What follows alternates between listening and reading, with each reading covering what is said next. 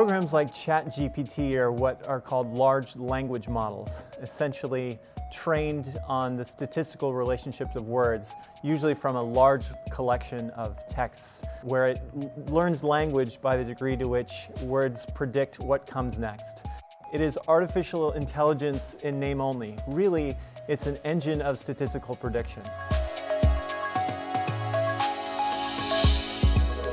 ChatGPT and other text-generating AI does have the potential of seemingly replicating writing that we assume comes from somebody.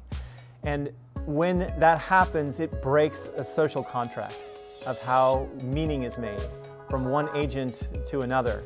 And we expect someone to be communicating to us with intention. When that comes from a machine, that promise is broken, and we have to recalibrate our understanding of trust and how meaning is made. Students don't appreciate that all of a sudden we think that they're going to cheat. They don't want to cheat. There might be pressures upon them given the emphasis on grades and credentialing in K-12 as well as higher education, which is why we need to have a conversation with them up front about the transparency of using these tools, the appropriateness of where we can and should not use them, and as well as the guardrails about the cautions and risks of using them.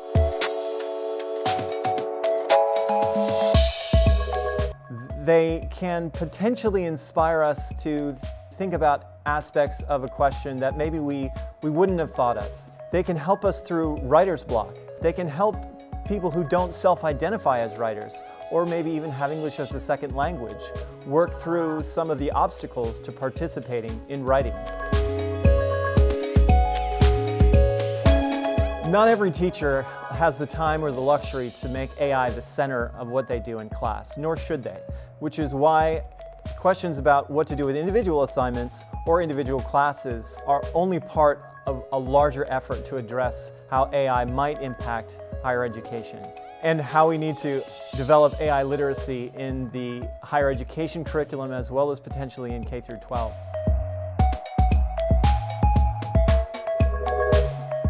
I assign students to cheat on their final paper using these AI text-generating technologies. That came as a surprise to a lot of students. In fact, it was my sort of sneaky way to get them to engage with the questions that we're all preoccupied with. How is this going to affect student work?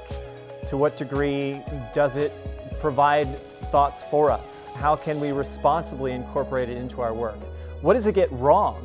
What biases does it hold? When should we refuse this technology? And what kind of assignments and expectations do we need to develop about the appropriateness or even ethical use of these tools?